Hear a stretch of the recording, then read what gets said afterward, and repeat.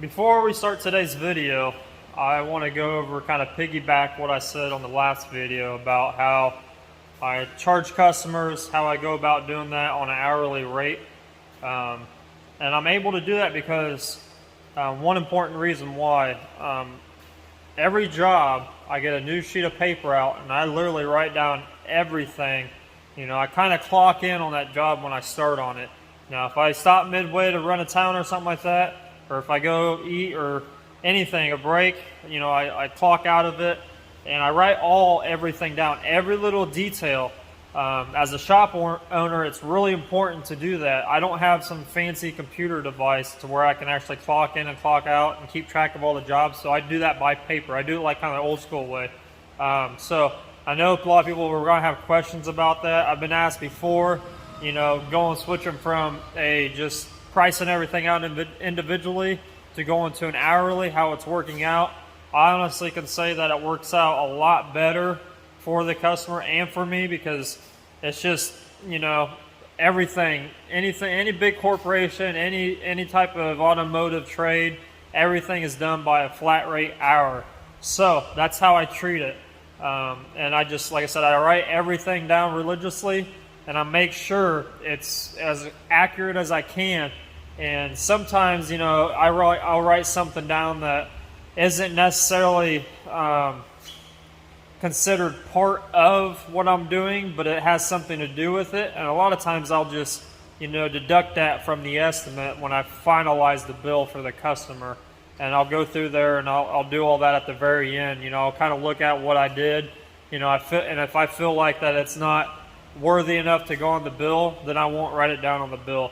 And that's how I kind of hence save customers a little bit of money. And especially if I look at the full job that I just did, and I'm like, well, you know, I don't feel it's worthy of this, you know, of it being $3,000 for what I just did. So I'll go through there and I'll go and I'll add up my material bill, and I'll add up exactly how many hours I worked on it, and I'll kind of, you know, work off of that. So it gives me a little bit of a reference for each job that I do, every little minute to the hour that I put down on it, versus, you know, what I'm actually paying for on that job as far as materials go. And I'll make sure the materials are covered and some of my labor is covered. And then in the end, it just, like I said, it makes customers really, really happy when, you know, you price them really high and they come back and it's really a little bit lower, maybe just right at what you price them, because you are pricing stuff a little high, rather than being really low on a lot of things and then being, oh, it's going to be an extra $400, $500, $600, whatever dollar amount more than what I quoted you to begin with. And, you know, it just doesn't sit right with people that I've seen personally. So I'd rather be high, come back lower. You know, as long as everything works out on my end and I am able to still run my shop and pay for the materials and some of my labor, I'm happy, because I'm able to do that just because I've got a full-time job still and I make really good money. So as long as, like I said, as long as it pays for the materials I'm putting on that project, you know, anything, sandpaper, Scotch-Brite, clear, paint, anything, or tape, any of that stuff, if it's covered, you know, I can get a little bit of labor, which pays for my profit, then I'm happy about it. So going to get into today's video. I'm going to show you guys where we left off from. I got to charge my device, so I want to go ahead and work on this a little bit off camera, and I'll pick it back up and show you guys, and I'll do little clips and I'll add them in here to make this video. But I'm going to show you where it's at now and what I'm planning to do here on. So this is exactly where we left off last. I did kind of go through and add some more with the hair, and it looks crazy right now because that's just the way I do hair. Especially when it's really, really chaotic like this. This is just the base for me to work off of, and I'll go through and every little layer I do, I'll refine it.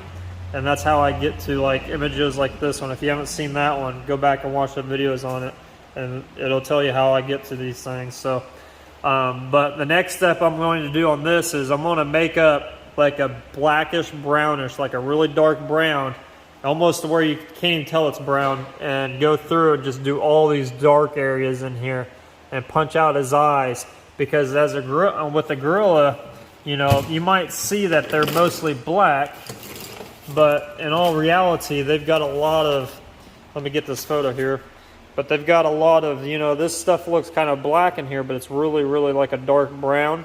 Either they're dirty or they haven't, you know, whatever, for whatever reason. But with this image, I'm sure it's mostly because of the sun beating down on them, but their skin tone is not just black. So for me to go in there and just pound black in, and, you know, it's not going to really look like a real photo reel, whatever you want to call it. So my plan is to make like a really dark brownish tint and go through there and just punch out the really dark areas in his skin.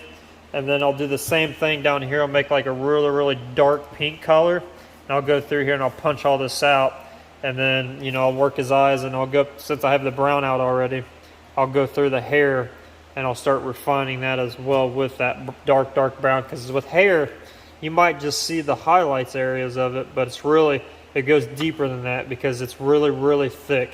So to go all the way back down to the skin and bring it back up to the lightest lights is what my plan is. So, and then I'll do his eyes since I've got the brown out as too. So that's the plan. That's how I'm going to work this image. I try to do everything the same, but some images are a little bit differently. So I'm going to get to this. And like I said, I'm going to charge my device, and then I'll pick it back up when it's fully charged, and I'll give some clips and, you know, a little bit of information on where I'm at versus where I'm going to leave off of. So I'm going to get to it, and I'll see you guys in a minute. All right, so I got kind of carried away listening to music. My device was charging, so it's up to speed now. I can actually show you guys. Like I said, I got kind of carried away just going on and jamming out. So I'm going to show you guys how far I got. This is just one color mixed. What I pretty much did was I've got this shimmering gold, or yeah, there's a shimmering 2 line, but it's a gamma gold. I used this and I reduced the hell out of it, and with some little bit of black, just straight up black. Probably more black than gamma gold. I would say probably about 10 drops of black to like 3 drops of the gamma gold. And it made this really dark brown. So like on the white spots, it turned like a really light, kind of like a tannish, I guess you would call it, brownish color. Works good for the hair because, like I said, we're going to be layering that stuff and then get to the final top where it's like a brownish red, and then do the white highlights with the razor blade afterwards. But in the really dark spots, when you want to get really tight, I was able to get in there really close, and it just looks like black. So it's coming really well. It's almost looking really realistic, or real, whatever you want to call it. But I want to show you guys how far I came along. So as you can tell, I've worked this eye a little bit. I kind of just dusted the color everywhere. Once I figured out that, you know, against white, it's got this really light tone to that brownish tone, but you get really far in here and you get that blackish brownish look, which is really what you want. You never really want to use straight black. You only want to do that towards the end on the stuff that you know is dark black, so you can really push it, because if you go black too fast, you might not be able to bring it back as easy. So you always want to add like a certain tone to your black mixture. And this time I went like that, like I said, that gamma gold from the Shimmering 2 line of House Color works really well because it's doing exactly what I want to do. And I went in here and I started punching out things, even though once I started to add color, I'm going to have to go back through and redo it, but just to give you guys an idea what it looks like. So I'm going to start going this way with it now and finish out this eye over here, and then we can start adding different colors. I might go ahead and just get like a light gray mixture mixed up and start doing these details in his skin to kind of punch it out, because like right in this area it just looks kind of plain, even though there are details like little textures and stuff all over his skin. But I really want to make this thing pop, especially his eyes and his face, and then his mouth is going to be that bright reddish pinkish color, and then with the yellow teeth. So it's going to come out really nice. So I'm going to give you guys on a time lapse.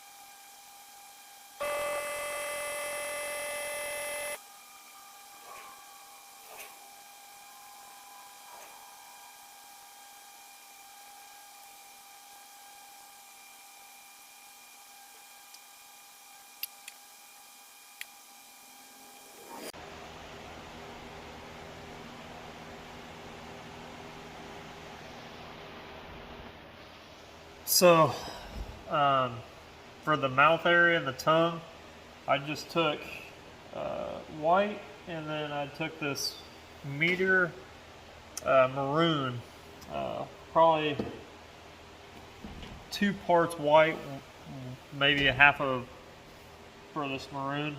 Then I really over diluted it because I didn't want to really cover up all the detail that I put down with the white, so I kind of just started misting it on, and then we're going to start working our way up. And what I'm going to do is I'm just going to add a little more maroon as we go to the already mixture that I made up to darken these areas back.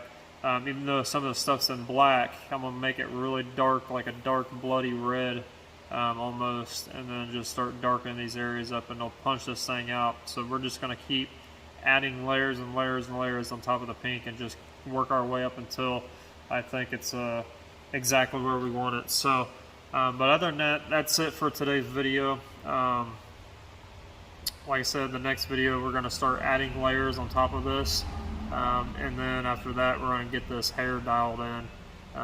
Then we're going to take a razor blade after we get done and then do the really fine micro details in the hair, and then the highlights. Obviously that'll be the last thing. So thanks for watching. Stay tuned. We got more coming.